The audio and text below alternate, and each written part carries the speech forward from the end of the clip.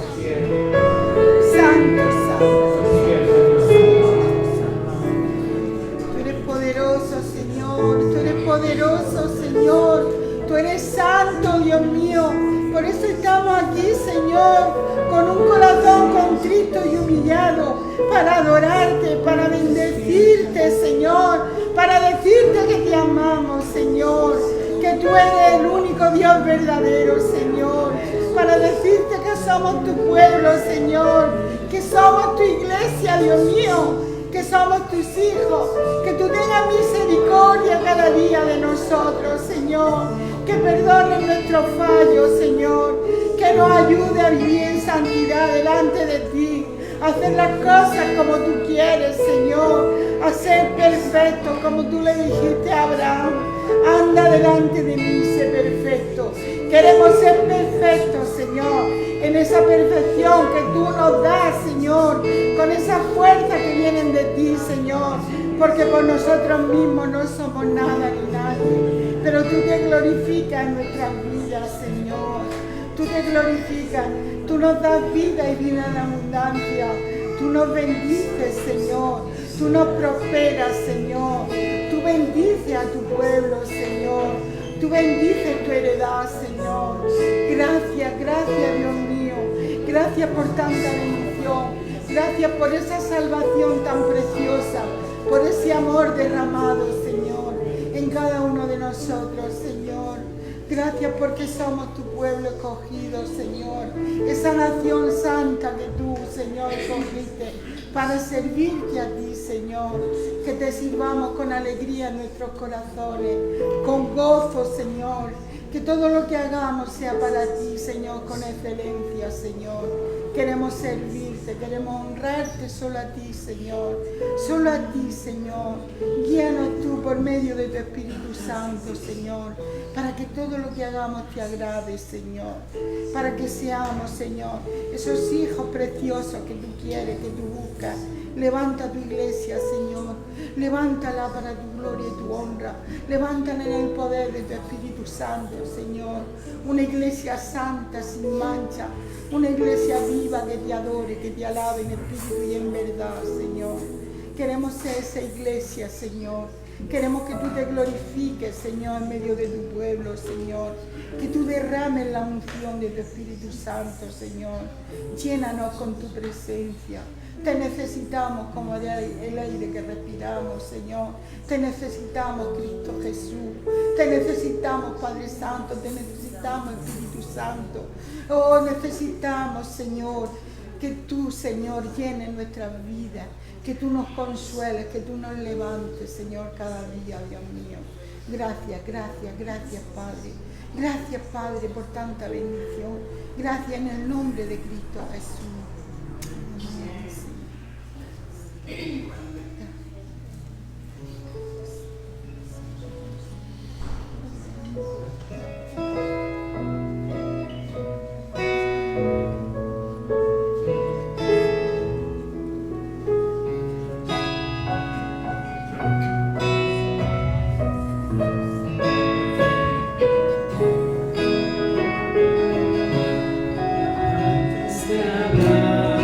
Tu voz podía oír.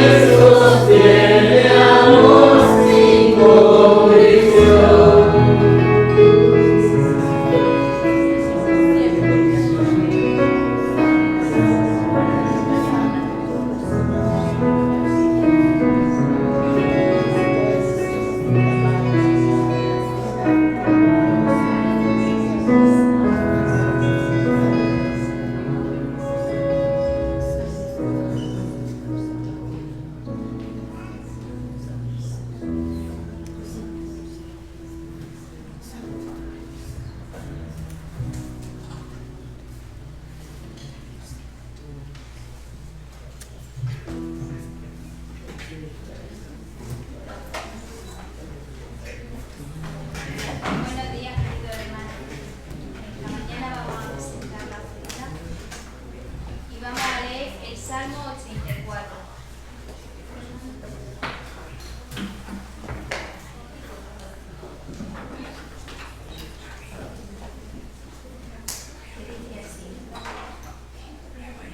Cuán amables son tus moradas, oh Jehová de los ejércitos. Anhela mi alma y aún ardientemente desea los atrios de Jehová. Mi corazón y mi carne cantan al Dios vivo. Aún el gorrión halla casa y la golondrina nido para sí, donde ponga sus polluelos. Cerca de tus altares, oh Jehová de los ejércitos, Rey mío y Dios mío. Bienaventurados los que habitan en tu casa, perpetuamente te alabarán. Bienaventurado el hombre que tiene en ti sus fuerzas, en cuyo corazón están tus caminos. Atravesando el valle de lágrimas, lo cambian en fuente, cuando la lluvia llena los estanques. Irán de poder en poder, verán a Dios en Sion. Jehová, Dios de los ejércitos, oye mi oración. Escucha, oh Dios de Jacob. Mira, oh Dios, escudo nuestro, y pon los ojos en el rostro de tu ungido. Porque mejor es un día en tus atrios que 1000 fuera de ellos. Escogería antes estar a la puerta de la casa de mi Dios que habitar en las moradas de maldad. Porque sol y escudo es Jehová Dios. Gracia y gloria dará Jehová. No quitará el bien a los que andan en integridad.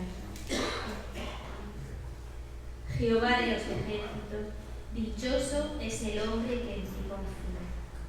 Aleluya, Padre Santo, gracias por tu palabra, Señor. Confiamos plenamente en ti, Señor. Gracias porque tú nos guías cada día, Padre. Venimos en esta mañana, Señor, a presentar la ofrenda, Señor, que tú seas tocando cada corazón, Padre. Señor, porque estamos en este mundo, Padre, y tenemos, Señor, que pagar, Señor, alquiler, agua, luz, Señor. Es por eso, Señor, que se hace la ofrenda, Señor. Te pedimos, Señor, que tú seas tocando cada corazón, Señor, que seamos dadores alegres. Bendícenos en esta mañana, en el nombre de Jesús. Amén.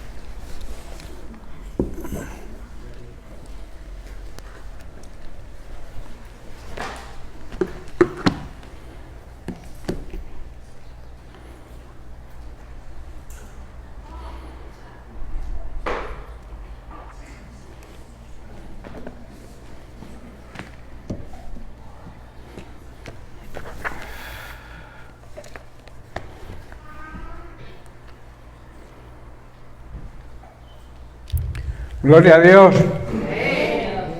Dios es bueno. Qué bueno es Dios. Qué día más maravilloso, ¿verdad? El día del Señor. El día en que nos gozamos los hermanos juntos, unos en armonía unos con otros, y también en armonía con el Espíritu Santo que nos acerca a Dios, ¿no? Ese Espíritu que mora dentro de nosotros.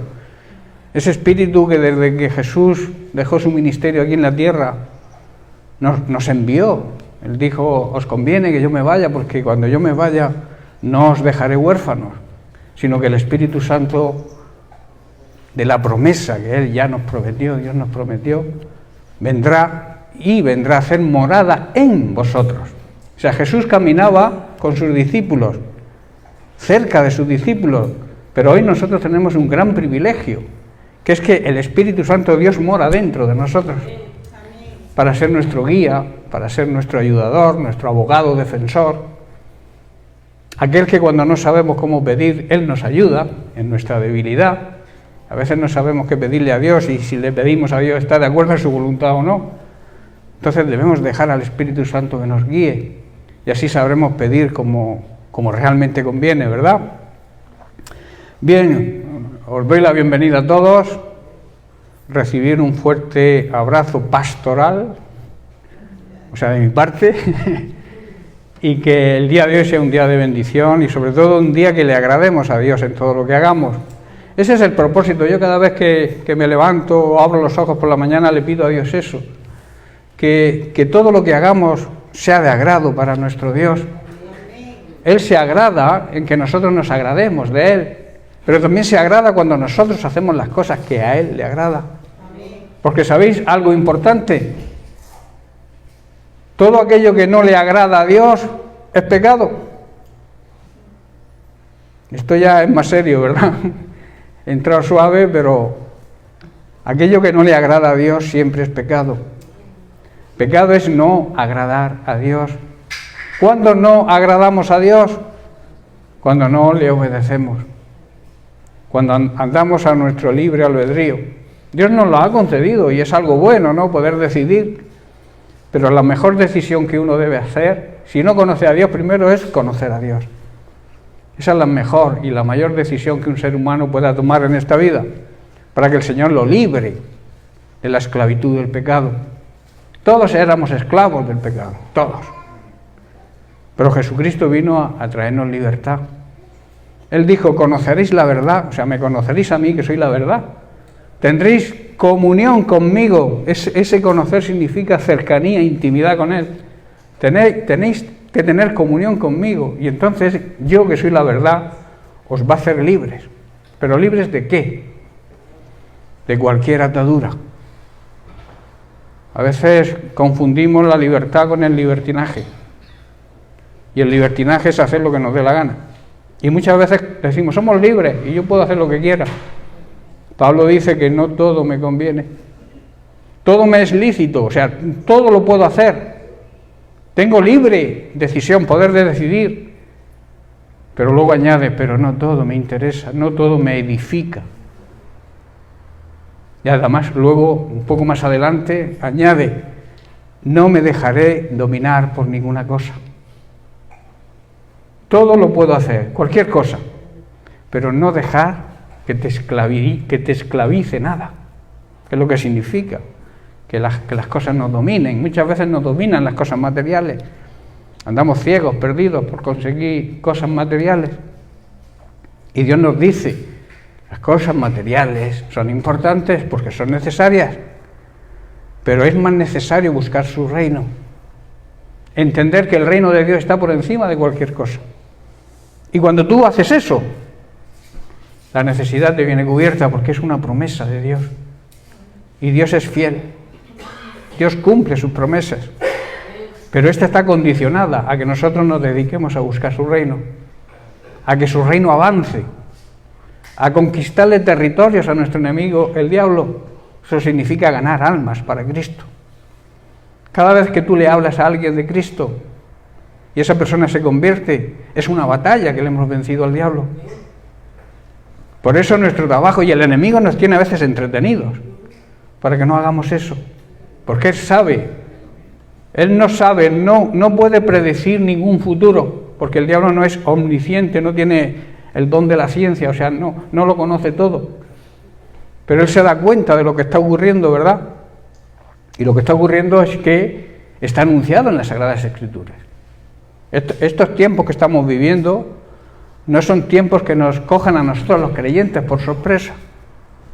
Son tiempos que están anunciados desde hace muchísimo tiempo, que iban a suceder. Y como el diablo ve las cosas que están sucediendo, sabe, no por ciencia, no por omnisciencia, sino porque ve la realidad de lo que está ocurriendo, sabe que le queda poco. Y por eso está preparando una batalla de ataque, un arsenal de armas para destruirnos. Y el diablo no se mete con la gente que no cree. El diablo se mete con la gente que cree. El otro domingo escuchábamos que cuanto más interés tenemos, cuanto más queremos agradar a Dios y trabajar para Dios, más demonios se desatan, ¿verdad? Más ataques tenemos, para que declinemos, para que digamos, no merece la pena. Pero la palabra de Dios dice que nada de lo que hagamos para el Señor es inútil. Que crezcamos, que quiere decir que maduremos cada día más en el conocimiento y en la sabiduría divina. Y no olvidéis, dice Pablo en 1 Corintios, no olvidéis que todo lo que hagáis para el Señor tiene su recompensa. No es inútil. Por eso nuestro trabajo es rechazar las mentiras de Satanás, humillándonos ante la presencia de Dios, hacerle frente al diablo. Del diablo no hay que huir, la Biblia no dice que huyamos del diablo, dice que él tiene que huir de nosotros. Pero ¿cómo huye él de nosotros? A través de nuestra humillación. Hoy vamos a hablar de la humillación y terminar sobre el tema que comenzamos la semana pasada sobre el orgullo. Que el orgullo es lo contrario a la humildad, ¿verdad? Jesucristo fue ejemplo. Y nos dijo, y nos dice, porque no me gusta hablar de que dijo, sino que dice hoy lo está diciendo también, que el que se humilla, Él lo levanta. Al orgulloso, si tú quieres que el Señor te ponga en un lugar de privilegio, como puso a Jesucristo, Jesucristo ocupa ahora un lugar de privilegio. ¿Qué mayor privilegio que sentado a la diestra del Padre? Pues si tú quieres estar ahí, porque dice que estamos sentados con Cristo. Simbólicamente, espiritualmente, los creyentes estamos sentados con Cristo, a la diestra del Padre, porque Cristo es la cabeza y yo soy su cuerpo. Nosotros somos su cuerpo, su iglesia. Entonces estamos sentados con Cristo. Y estamos por encima del resto de seres humanos. No porque Dios no nos ame, no ame al resto de seres humanos, sino que nosotros tenemos el privilegio de haber sido adoptados por Cristo. Al ser adoptados por Cristo dejamos de ser hijos de otra familia, de otro padre, que todos sabéis cuál es, ¿verdad? Jesús ya lo dijo claramente a los religiosos de su época. ¿Vosotros sois hijos de quién? Del diablo. Porque las cosas del diablo es las que estáis haciendo. Decís que creéis en Dios, pero estáis haciendo las obras del diablo. Dios, que decís que vuestro padre no es vuestro padre. Vosotros sois hijos de vuestro padre el diablo. Eso se lo dijo a los religiosos de la época. Que no nos digan a nosotros eso, ¿verdad? Nosotros hemos sido, como he dicho, adoptados, hechos hijos de Dios. Tenemos la autoridad de ser llamados hijos de Dios. Y que los demás lo reconozcan. Cuando dice seréis llamados hijos de Dios, está diciendo seréis reconocidos por el mundo como hijos de Dios. Yo plantearía la siguiente pregunta. ¿Qué opina el mundo o las personas que nos rodean incrédulas de nosotros? ¿Nos reconocen como hijos de Dios? Lo dejo ahí para que cada uno se autopregunte y diga, el mundo que me rodea, mis vecinos, mi familia, mis compañeros de trabajo, mis compañeros en el instituto, ¿reconocen que somos hijos de Dios?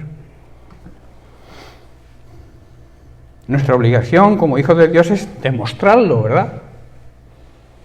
¿Cómo demostramos ser hijos de Dios? Viviendo una vida justa, honrada, viviendo en santidad. Que el mundo vea que ha habido una transformación en nuestra vida.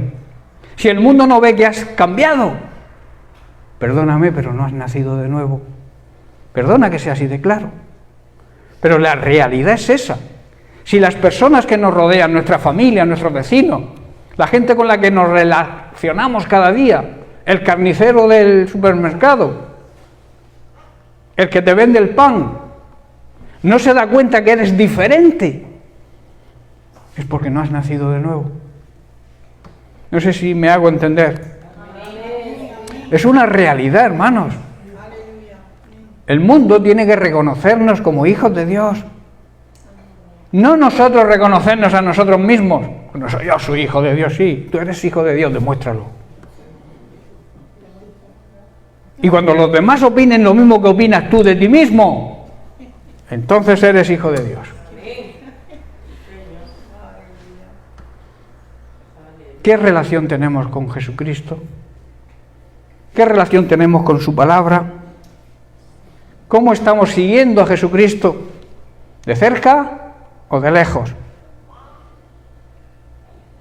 Si sigues a Jesús de lejos, si sigues la palabra de Dios a distancia, negarás a Jesús. Como le ocurrió a Pedro, ¿verdad? Y a otros discípulos. Cuando prendieron a Jesús, dice que lo siguieron de lejos. Y claro, Pedro lo negó. Luego se arrepintió, tuvo un arrepentimiento digno, o sea, tuvo frutos dignos de arrepentimiento. Y Dios lo perdona porque Dios es misericordia pura, es amor puro. Y cuando vamos a Él arrepentidos, por muy pecador que seamos, Dios nos perdona. Y además olvida, cosa que muchas veces nosotros no hacemos.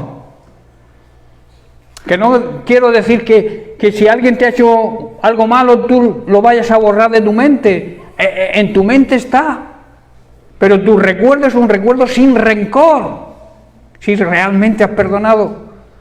Si tú tienes o sientes algo de rencor por alguien y dices que lo has perdonado y sigues sintiendo ese rencor, es porque lo has perdonado de boca, pero en tu corazón no lo has perdonado. ¿Estás comprendiendo? ¿Cómo está nuestra relación con el Señor? ¿Tiene el Señor el control de nuestra vida? Amén. Siempre. Yo preguntaría, ¿qué función desempeñó Jesucristo al venir a la tierra? ¿Cuál era su propósito? ¿Cuál? Qué bonito, ¿verdad? Vino a eso, ¿verdad? A salvarnos. Vino a dos cosas. Uno, a salvarnos, y otro, a ser el Señor de su iglesia, el dueño de su iglesia. Todos hemos ido al lado bueno, al lado bonito, al lado de decir, el Señor vino a esta tierra para salvarme, ¿verdad? Pero es tu Señor.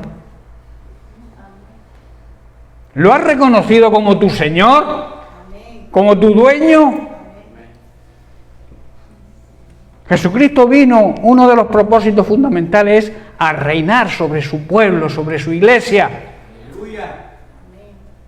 A señorear, a entronarse, a vivir en su trono y nosotros humillados, sometidos ante su soberanía y su poder y su autoridad. Pero Dios no quiere que nos sometamos en plan de humillarnos, digamos, de tirarnos por tierra, todo lo contrario, sino que Él quiere levantarte. Si tú has caído y reconoces tu caída, tu pecado, te humillas ante la presencia de Dios, ¿qué hace Dios? Te restaura, te levanta. Cuando Dios te disciplina y tú aceptas la disciplina, Él te levanta. Pero como te mantengas en orgullo y en soberbia, vas a permanecer en el suelo. El tiempo de permanecer en el piso lo decides tú. El tiempo que tardes en reconocer tu pecado, en reconocer que debes humillarte ante la presencia de Dios y pedirle perdón y arrepentirte, lo decidimos nosotros. Él nos quiere levantar. Él te lo dice bien claro. El que se humille, que significa el que se someta a mi soberanía. Soberano significa que tiene la máxima autoridad y que decide lo que él quiere. El rey decide y nadie le pone peros a una decisión de un rey, ¿verdad? Y al Rey de Reyes y Señor de Señores, la cantidad de pegas que le ponemos. Señor, ¿por qué? Señor, si yo he hecho esto, si yo, cuando una persona pronuncia muchas veces el yo, es una persona orgullosa, egocéntrica.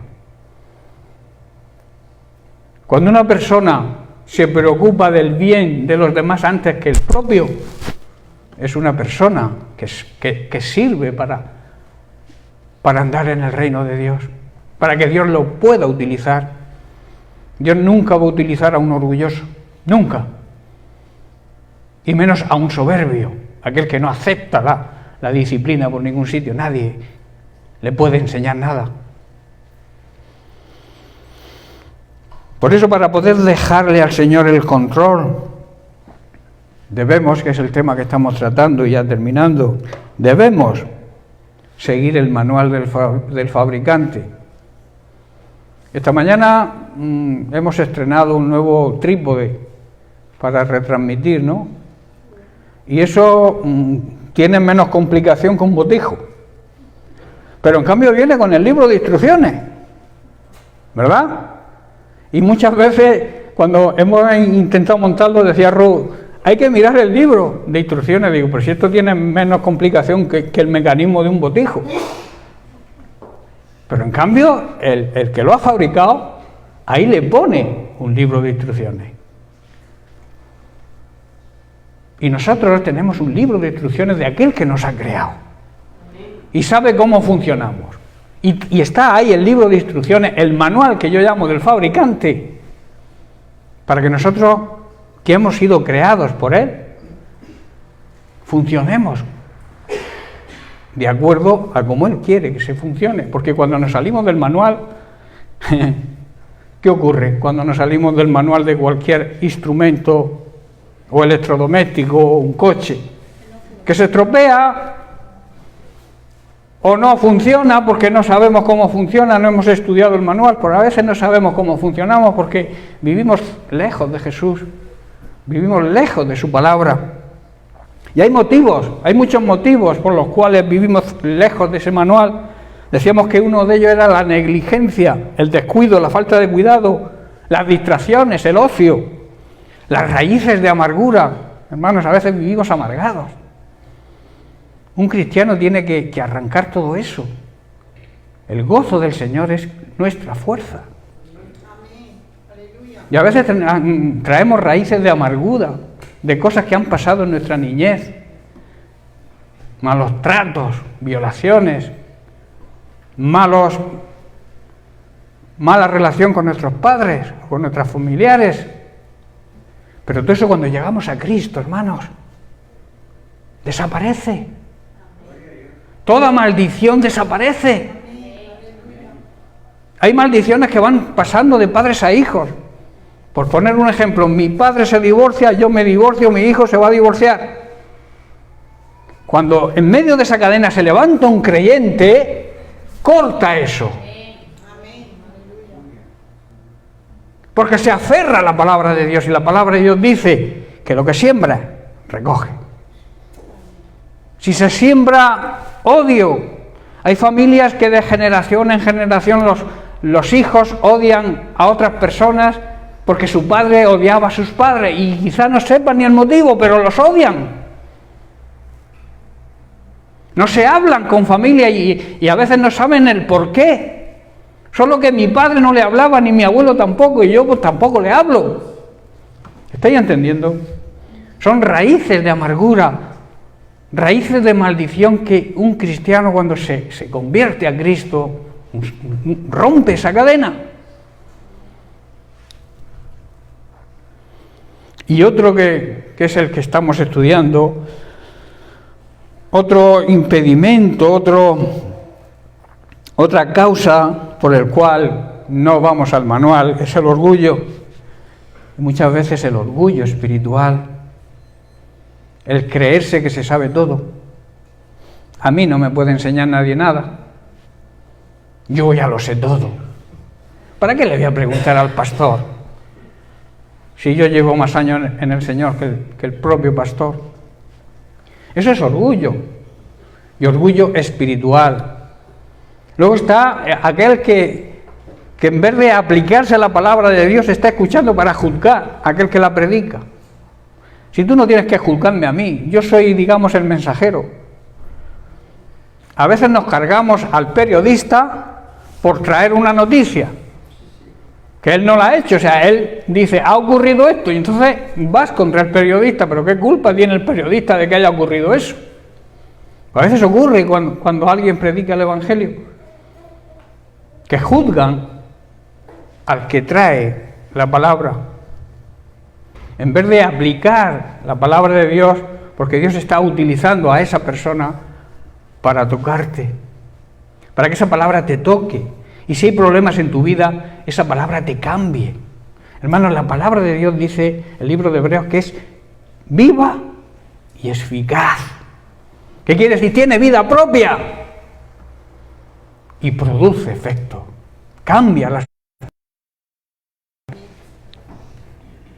Hay un problema, hermano, muy serio hoy en día en el ser humano en general, que es el orgullo.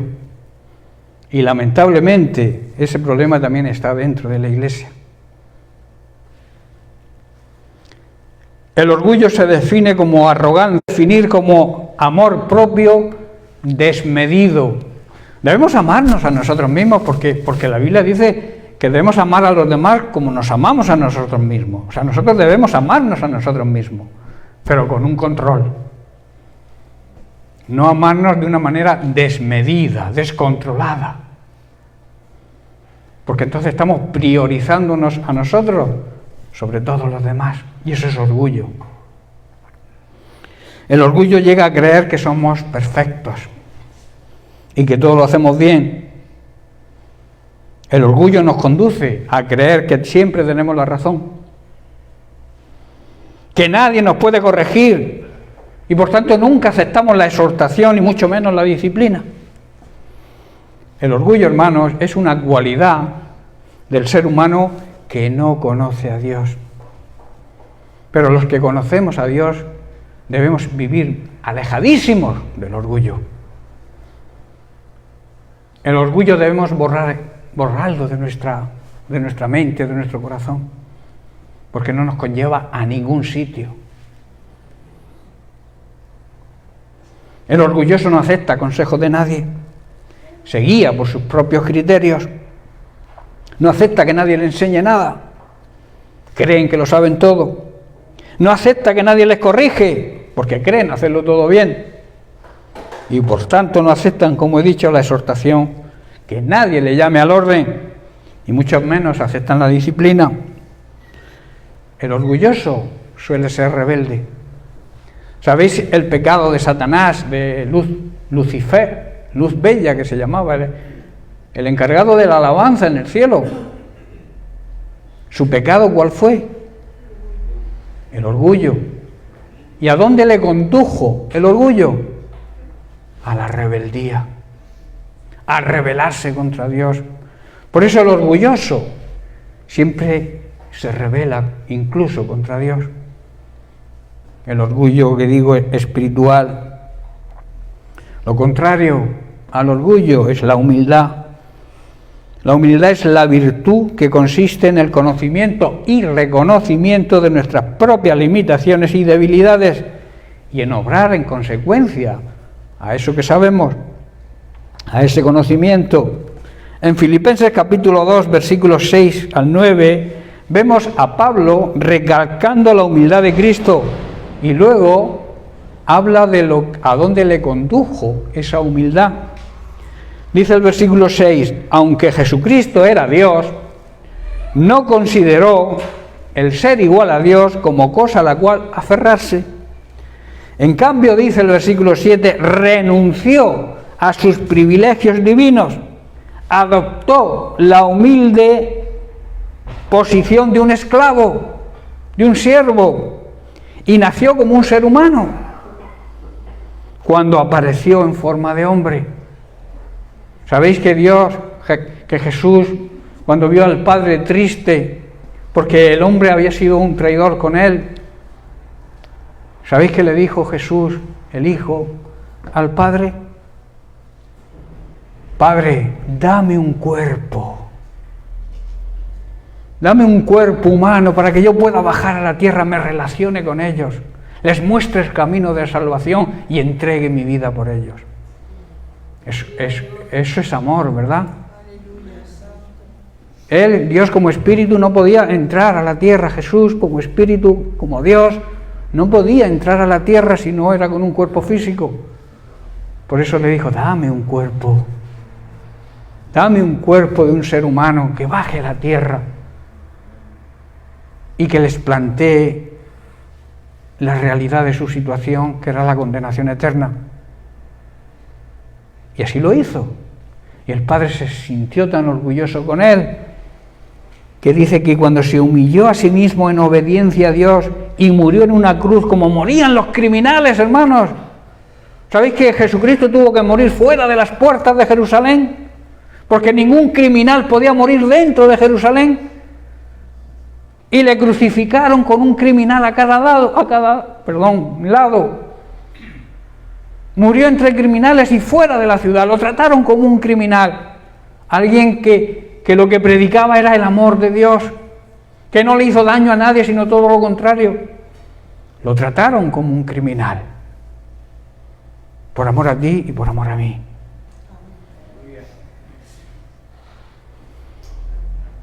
Cuando le dijeron, Jesús, baja de la cruz, si eres hijo de Dios. ¿Sabéis? Haciendo una paráfrasis de lo que le contestó Jesús, si no bajo ahora mismo de esta cruz, es por amor a ti.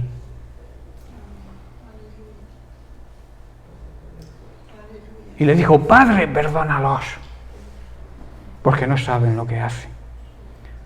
Pidiendo perdón por aquellos que lo estaban matando, hermanos. Y nosotros cuando nos ofende lo más mínimo, ya no le hablo. ¿Cuánto tenemos que aprender, verdad, de Jesús? ¿Cuánto tenemos que aprender de la palabra de Dios? ¿Cuánto cerca tenemos que vivir de Cristo y de su palabra para entender esto? Para comprender el amor de Dios, para entender y disfrutar de ese amor que a veces no lo disfrutamos porque nos empecinamos en vivir alejados de Cristo y nos perdemos las grandes bendiciones que el Señor tiene para nosotros. Y las tiene, y las quiere dárnoslas. Pero a veces esa bendición tenemos que liberarla nosotros a través de nuestra obediencia, a través de nuestra vida de santidad, de nuestra vida honrada, que nadie tenga que decir nada de un creyente, hermanos. Si no vives en el orden de Dios, cambia tu situación lo antes posible, que estás denigrando el nombre de Cristo si vives en pecado. Denigrar significa quitarle el lustre, menospreciar, no apreciar lo que Cristo hizo. Aunque te llames cristiano, hermano o hermana, si vives en pecado estás denigrando el nombre de Cristo, estás pisoteando el nombre de Cristo. Y quiero seguir, y como siempre hago la diferencia entre pecar, en fallar, equivocarnos en un momento determinado por una circunstancia, una emoción, un mal momento, una mala tarde. Pero luego tenemos a Jesucristo, que si nos arrepentimos de corazón, restaura la comunión con Dios. Pero cuando vivimos continuamente pecando y sabiéndolo, la comunión con Dios está rota. Hay un muro que nos separa. Y nuestras oraciones no pasan del techo. Eso es duro, pero hay que decirlo, es la verdad. Martín Lutero dijo, la verdad puede hacerte daño, pero la mentira te mata. Te manda al infierno. Yo no quiero que por mi culpa te vayas al infierno. Por eso yo predico la verdad, aunque duela. Y mirad la consecuencia en el versículo 9. Por lo tanto, Dios lo elevó al lugar de máximo honor, porque se humilló, se despojó de sus privilegios por amor a nosotros. Y Dios lo puso en un lugar de privilegio, un lugar que está por encima, y le dio un nombre que está por encima de cualquier nombre. Si quieres, hermanos, que todos te respeten, sé humilde, acepta el consejo, acepta la corrección, acepta la exhortación, acepta la disciplina y serás levantado por el Señor. Si te empecinas en seguir en rebeldía, en orgullo y en soberbia, estarás ahí en el piso todo el tiempo. De ti depende. La humillación es una decisión nuestra. Tú debes humillarte, ya lo dijo el apóstol Santiago en su carta capítulo 4 versículo 10, donde afirma: sean humildes delante del Señor y Él los levantará con honor. Hermanos, para que Dios nos pueda exaltar, nos pueda levantar, es necesario humillarnos delante de Él. Es necesario que aceptemos su palabra, que aceptemos sus mandamientos, reconociendo así que no somos perfectos. Estamos, eso sí, en el camino de la perfección. Ya lo dijo Pablo, yo no pretendo haber logrado ya la perfección, ser perfecto, pero una cosa hago, prosigo, sigo hasta conseguirlo, hasta llegar a la meta. Está claro que nunca vamos a llegar a la perfección de Dios, pero Dios nos exige la perfección humana. Anda delante de mí, ¿y qué? Y sé perfecto. Perfecto no como yo, es imposible. Tú no puedes llegar a la perfección de Dios, porque Dios es espíritu, tú eres humano. Pero hay una perfección humana, ¿sabéis cuál? La perfección de Cristo. Que Él fue perfecto, siendo un ser humano como tú y como yo. Por eso cuando nosotros imitamos a Jesucristo, seguimos a Jesucristo, intentamos imitarlo en todo, vamos en proceso hacia la meta, hacia ser perfecto como Él es. ¿Estáis entendiendo? Dios es un Dios perfecto, claro, la perfección divina. Pero nosotros podemos alcanzar la perfección humana, la que alcanzó Jesucristo con su obediencia. De la misma manera que Cristo se humilló a sí mismo y fue puesto en un lugar de privilegio, fue exaltado, así nosotros debemos humillarnos para que Dios nos pueda levantar también a ese lugar de privilegio, estar sentados con Cristo a la diestra del Padre. Hermanos, cuando nos creemos suficientes y capacitados para marcar nuestro propio destino, cuando confiamos en nuestra sabiduría humana, en nuestras fuerzas, ignorando el manual, la consecuencia será que fracasaremos de seguro. Cuando tú te crees sabio, cuando tú crees que lo sabes todo, cuando tú confías en tus fuerzas, cuando tú confías en tus conocimientos, olvidándote de Dios, tienes el fracaso asegurado. tarde o temprano, más temprano que tarde, seguro. ¿Por qué entonces caminar sin el manual de instrucciones? Cuando en él encontraremos las instrucciones para el buen funcionamiento de nuestra vida. Hermanos, usemos el manual, ya para concluir sobre este tema, usemos el manual y no seamos negligentes. Tampoco nos perdamos en distracciones que nos desvíen de la palabra de Dios y escuchemos al enemigo. Seamos también sabios, dejándonos guiar por el Espíritu Santo, que Él nos va a revelar ese manual, esas cosas que quizá no entiendas en el manual, pero que el Espíritu Santo, si buscas la intimidad con Él, si buscas la plenitud, si buscas estar cerca de Él, si buscas su ayuda, su consejo, su guía, Él te va a mostrar, te va a revelar esa palabra. Pero como decíamos en semanas anteriores, Dios revela su palabra, esa palabra oculta, ese maná oculto en el cielo. El maná oculto en el cielo es la palabra sin revelar todavía, que Él promete revelar a aquellos que se mantengan fieles a Él.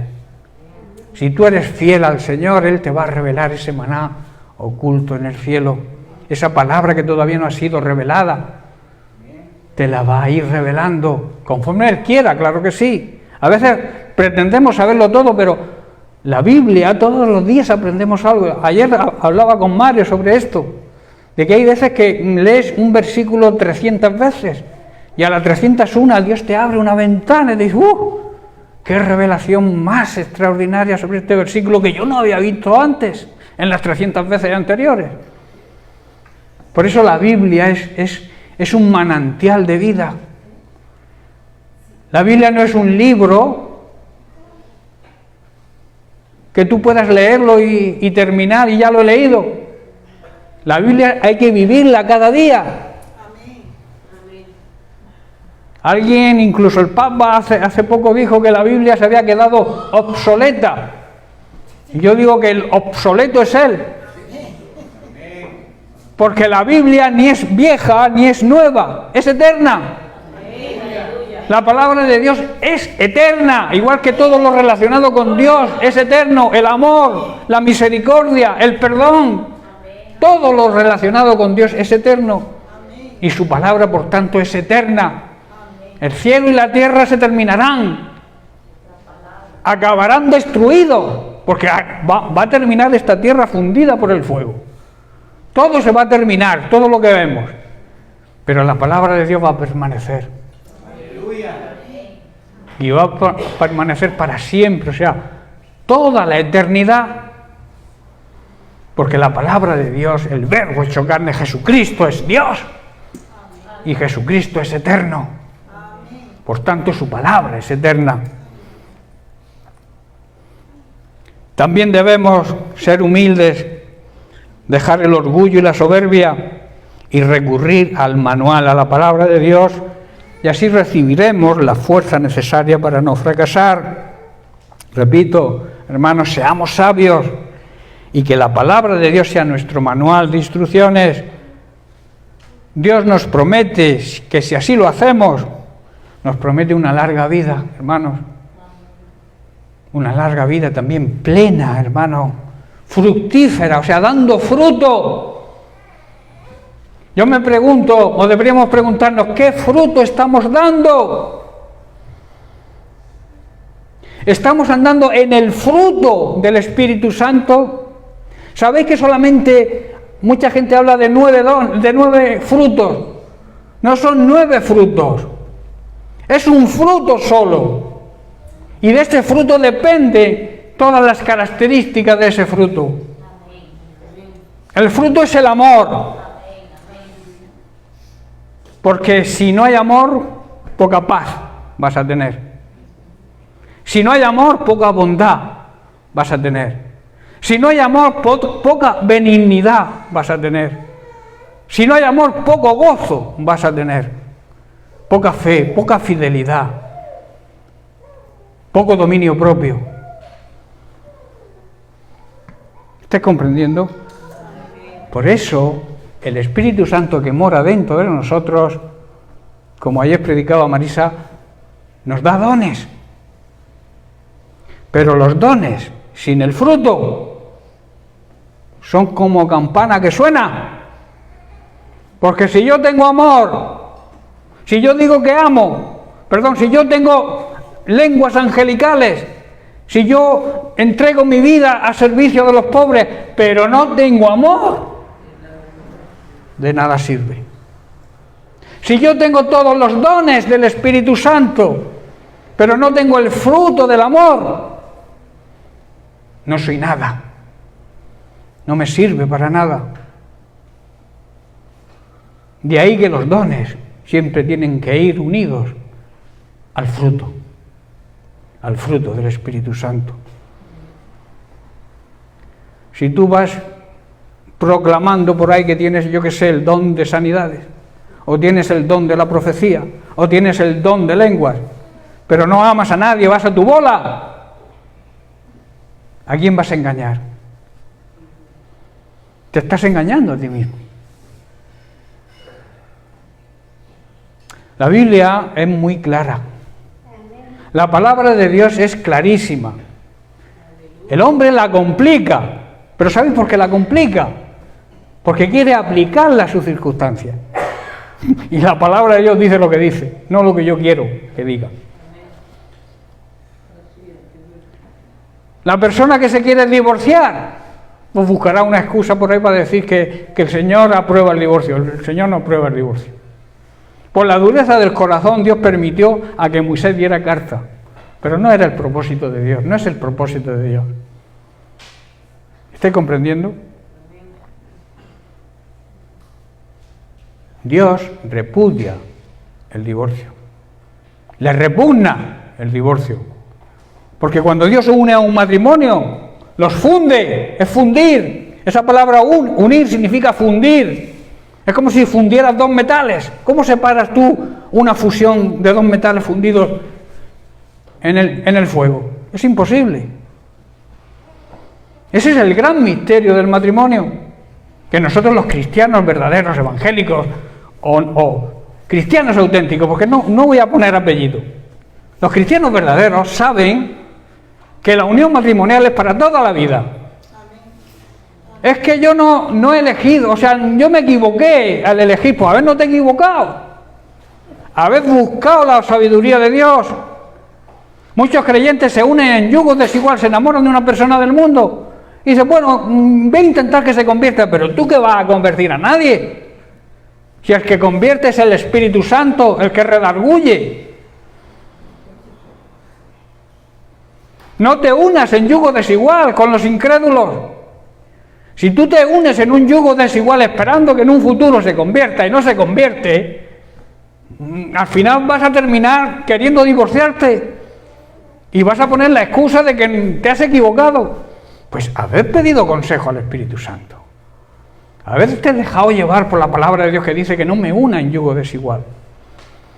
Y no solamente en el matrimonio, en los trabajos. Cuando tú formas una empresa y te unes con una persona que no es creyente, ¿qué va a ocurrir? Que el creyente querrá llevar las cuentas en el orden de Dios. No voy a defraudar la hacienda, voy a pagar mi IVA.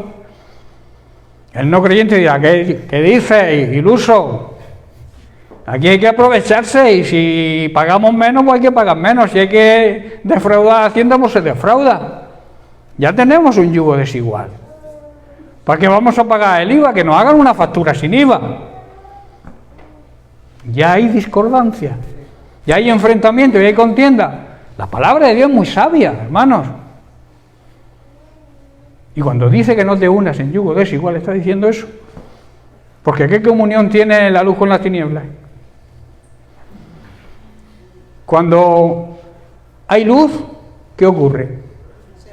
Que desaparecen las tinieblas. Y cuando tenemos la luz encendida a medianoche y se apaga, ¿qué ocurre? Que entran las tinieblas.